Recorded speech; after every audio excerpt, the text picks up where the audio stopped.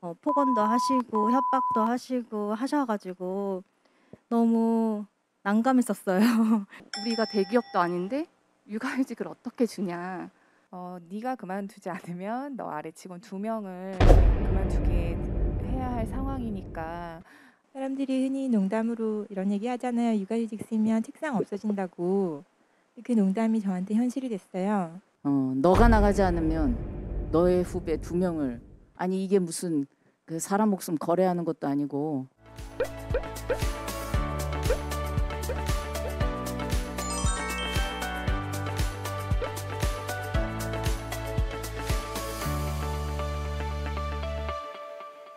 제가 4인 이하 사업장에서 근무를 하고 있었고요. 제가 이제 임신 중까지도 출산 한 달 전까지도 근무를 하고 있었어요. 근데 이제 제가 출산 휴가를 쓰려고 하니까 사람을 지금 구인 광고를 하고 있으니까 이제 구해놓고 인수인계를 하고 그만둬라 이렇게 얘기를 하시더라고요. 그래서 저의 입장은 출산 휴가도 받고 싶고 육아휴직도 받고 싶어서 네, 이제 말씀은 드렸는데 사업자께서는 절대 이해를 못 하시더라고요.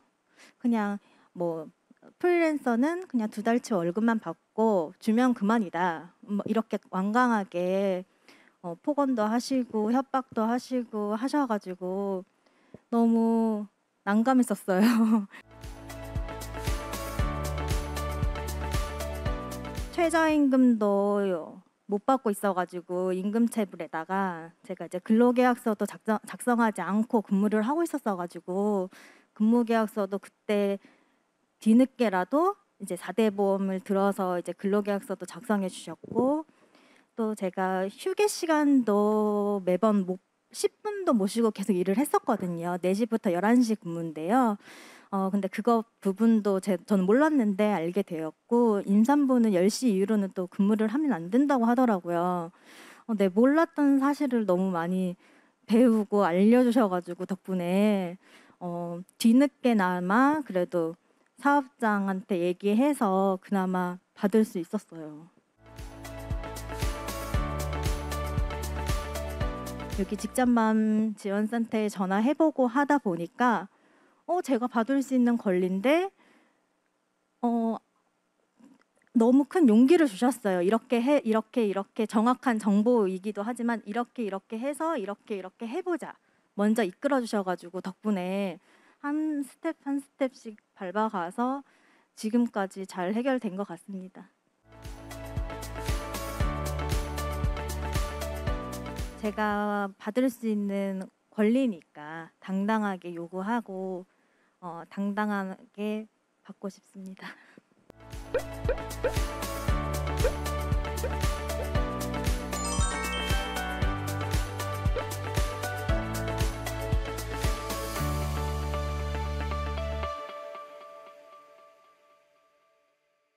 새로 들어온 직원 중에 이제 경력직으로 들어온 직원이 저보다 훨씬 많은 연봉을 받고 들어왔다는 걸 제가 알게 됐어요. 근데 그 사람이 이제 제가 그 사람은 사실 이 업계에 경력이 하나도 없었을 뿐더러 사회생활 자체도 제가 더 기간이 길었기 때문에 제가 이 부분을 회사에 공식적으로 정정해 달라고 요청을 했고요. 근데 이제 회사에서는 그 사람이 저보다 나이가 많고 남자이기 때문에 급여를 더 줄 수밖에 없다 이런 식으로 표현을 했어요.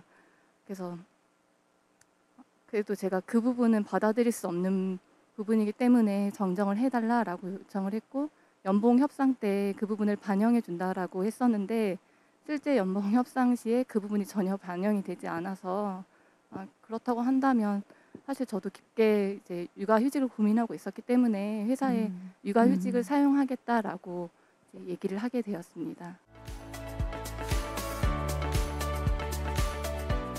회사에서는 일단 제가 육아휴직을 쓴다는 거에 대해서 매우 불쾌하게 생각을 하셨었어요. 우리가 대기업도 아닌데 육아휴직을 어떻게 주냐, 육아휴직을 꼭 지금 써야겠냐, 이런 식으로 여러 차례 저한테 얘기를 했었고요. 그러다 보니까 제가 이제 법적으로 알고 회사에 요청을 할 수밖에 없었어요.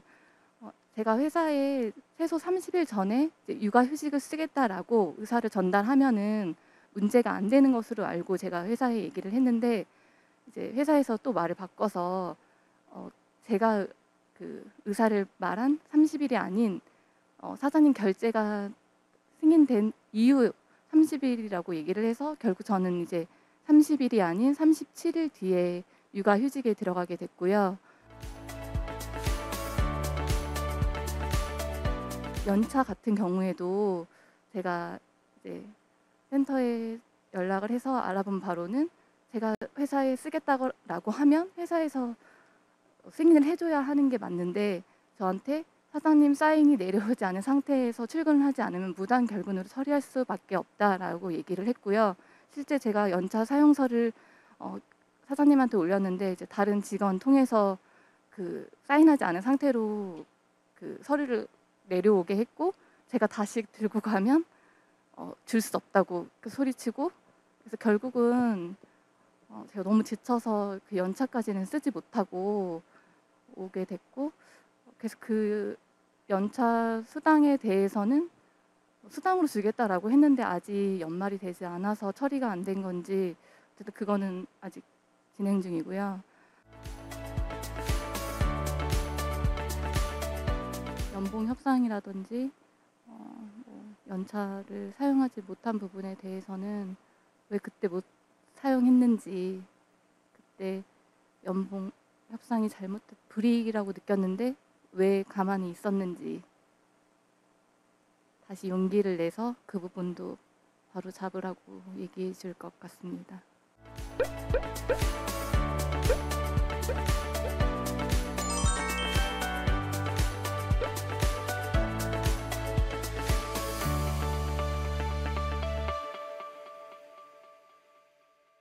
저는 복직 한 2, 3개월 전에 부서장으로부터 제가 회사가 코로나로 사정이 어려워져서 제가 정리 대상이 되었다는 전화를 받았습니다.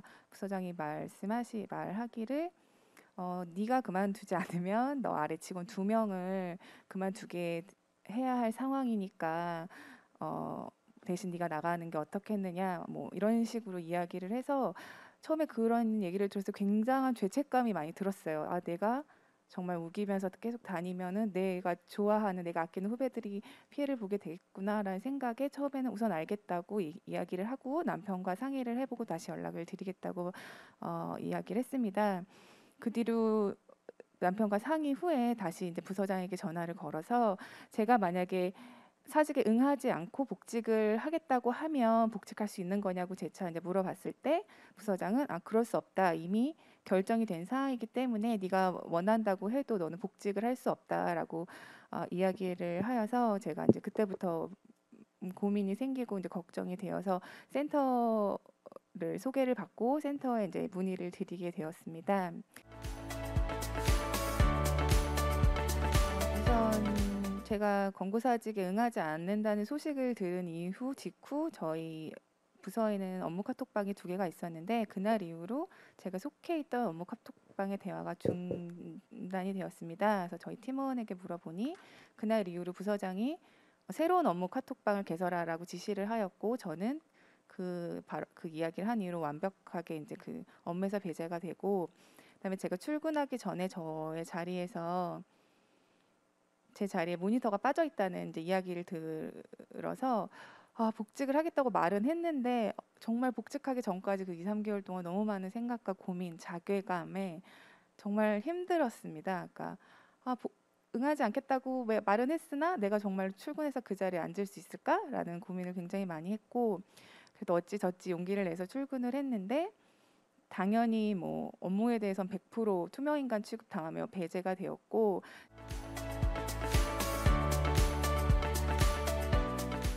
내가 회사에서 너에게 출산휴가, 육아휴직도 다 주고 임신기간에도 배려를 많이 해주고 배려를 해줬기 때문에 육아휴직을 쓰게 했는데 너는 오히려 육아휴직을 가지고 네가 오히려 무기로 흔들고 있는 게 아니냐. 너가 권고사직을 응하지 않고 이 자리에 출근을 한 게 나에게는 상처다. 라는 이야기를 했어요. 그리고 나는 매출로 압박을 받고 있는데 너가 육아휴직을 하면서 쉬고 있는 게 되게 얄미웠다. 약간 이런 식의 뭐 이야기까지 이제 제가 들은 상황에 굉장히 이제 네. 힘들었죠. 네.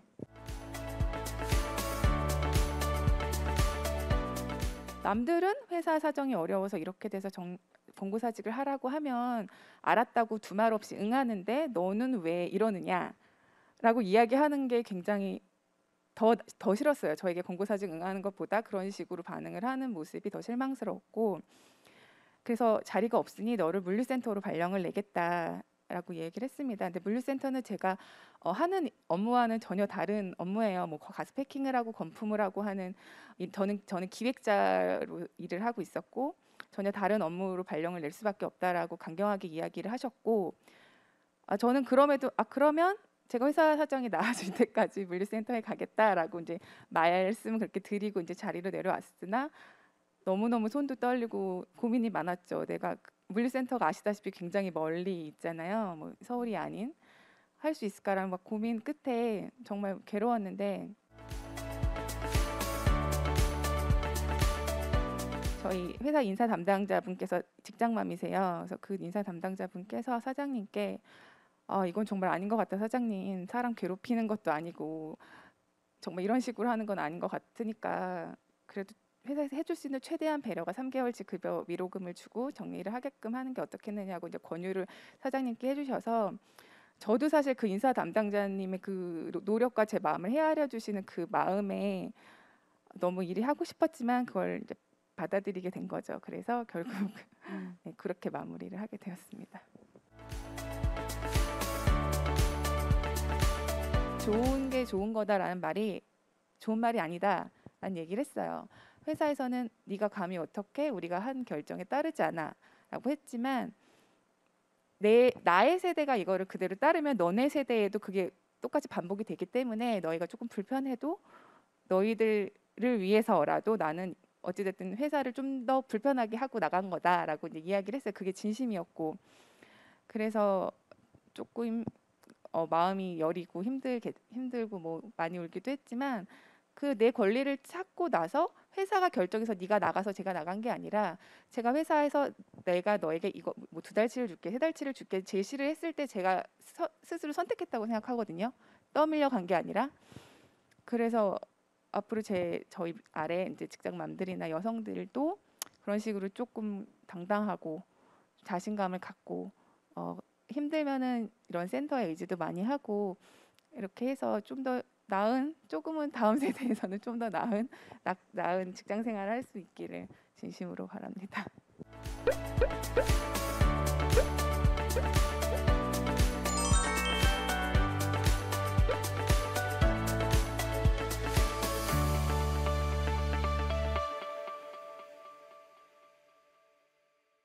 저는 출판사에서 편집자로 10년 이상 일했어요. 마지막 회사에 그만둔 게 올해 6월 말이에요. 올해 3월 말에 복귀를 했는데 저는 뭐 출산휴가나 육아휴직은 아무 문제 없이 쓸 수 있었는데 사람들이 흔히 농담으로 이런 얘기 하잖아요. 육아휴직 쓰면 책상 없어진다고. 그 농담이 저한테 현실이 됐어요. 복귀한 첫날 창고처럼 방치된 구석 자리를 배치를 받았고 기존에 근무하던 편집부가 아니라 1인 부서로 발령을 받았더라고요. 근데 그것도 아무도 얘기해주지 않아서 나중에 알게 됐어요. 밑 빠진 독에 혼자서 물을 채우고 잔치에 오라는 거는 사실은 물을 길어 오라는 게 목적이 아니잖아요. 너는 잔치에 오지 마 이건데 동화에서는 보면 나한테 밥 얻어먹던 두꺼비가 나타나서 도움을 주잖아요. 근데 저는 두꺼비가 없어요. 같이 일하던 사람들이 갑자기 없는 사람 취급해요. 저는 투명 인간이 됐어요. 점심시간이 되면 조용해요. 사람들이 다 약속을 잡고 나가서 아무도 없어요. 그런 텅 빈 사무실에서 혼자 앉아 있다가 혼자서 밥 먹으러 가고 그런 일상이 반복됐어요. 그때 저희 친정엄마가 직장을 그만두시고 저희 아들을 봐주러 오셔서 같이 생활하고 있었거든요. 근데 그런 상황을 도저히 말씀드릴 수가 없어서 아무 일이 없는 것처럼 하고 회사를 다니는데 그때 굉장히 고통스럽더라고요. 센터에 전화를 해서 상황을 말씀드렸는데 심리 상담을 권유해 주셨어요. 제가 상담을 받고 나서야 제가 아프다는 사실을 그때 알았어요. 네. 눈물이 계속해서 나는 게 우울증 증상이고 출퇴근 지하철에서 숨이 막히는 게 공황장애 증세라는 걸 그때 알았어요.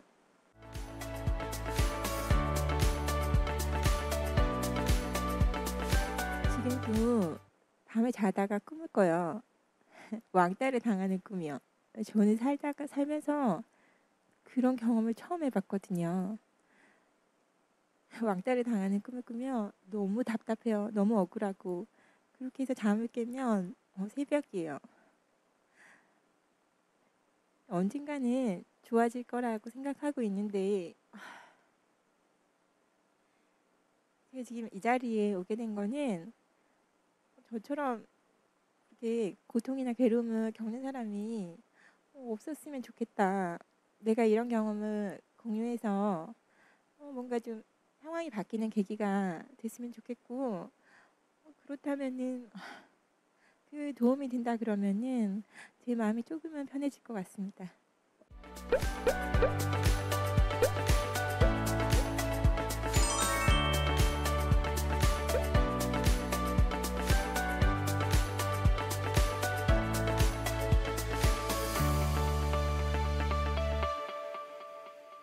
예를 들면 연봉 협상에서 남자니까 임금을 더 줘야 돼라고 하는 건 그 말 자체가 따져보기 전에 그런 발언 자체가 남녀고용평등법을 위반하고 있는 거죠.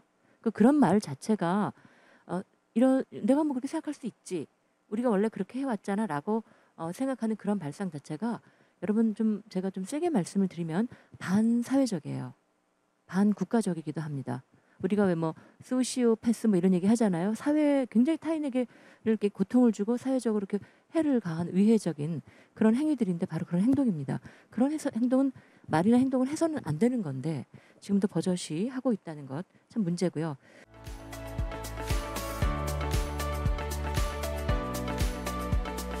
직장맘 지원센터가 우리 여성 노동자들에게 좀 더 가깝게 아주 편하게 쉽게 다가갈 수 있는 방안들을 계속 만들었으면 좋겠습니다.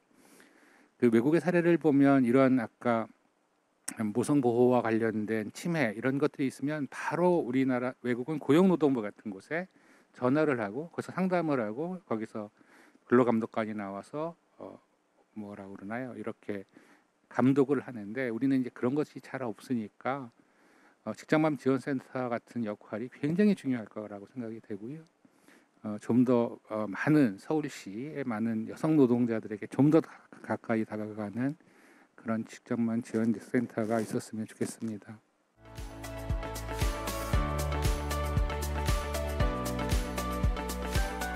우리 엄마들도 나는 1년을 쉬었는데 저 친구보다 그 해당 업무에서 조금 밀려난 거 아닌가? 나는 저 친구보다 1년만큼의 현안을 따라가지 못했으니까 나는 좀 뒤처지는 거 아닌가? 라는 생각을 마음합리에 갖고 계십니다. 저도 친구들 만나보면 그런 얘기 참 많이 하고 저도 그런 생각을 했었는데 그렇게 생각하지 않으셨으면 좋겠어요. 그러니까 스스로가 자신에 대한 자긍심과 자신감이 없으면 어느 누구도 인정해주지 않습니다. 그래서 본인 스스로의 장점이 훨씬 더 많아졌다라는 자부심을 충분히 가지셔도 되고요. 그런 힘들이 모이고 모여야 이 사회 문화가 변하는 것 같습니다. 그래서 이 사회 문화가 변화 속도가 느리다면 좀 더 강제적으로 변화시킬 수 있게 하는 게 법제도의 개선이기 때문에 그 부분은 제가 살피고 개선할 수 있도록 최선을 다할 테고요.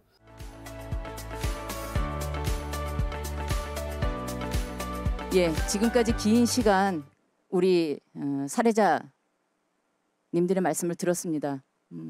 다시 그 순간으로 돌아갈 때 나는 무엇을 얘기해 줄 것인가? 잘했다. 잘 버텼다. 앞으로 잘 버티자. 이 응원이 아니라 너무나도 당연한 일을 했고 그것을 잘못했던 기업에 대해서 책임을 묻는 그런 사회적 책임을 지는 그런 사회가 됐으면 좋겠다는 생각이 듭니다. 직장맘 지원센터가 아직은 많이 부족해서 우리 많은 직장맘들의 목소리를 담기에는 좀 부족하지만 지금 우리 목소리를 내신 분들부터 더 많은 직장맘의 목소리를 담아서 앞으로 직장맘들의 노동권과 또 직장맘 대디들의 모부성 보호 제도를 위해서 저희들 직장맘 지원센터 최선을 다해서 활동하고 있습니다. 서울시 동부권 직장맘 지원센터가 주최한 직장맘 너의 목소리를 들려줘 상담 사례 토크 콘서트를 박수로 마치도록 하겠습니다. 함께 참여해 주셔서 고맙습니다.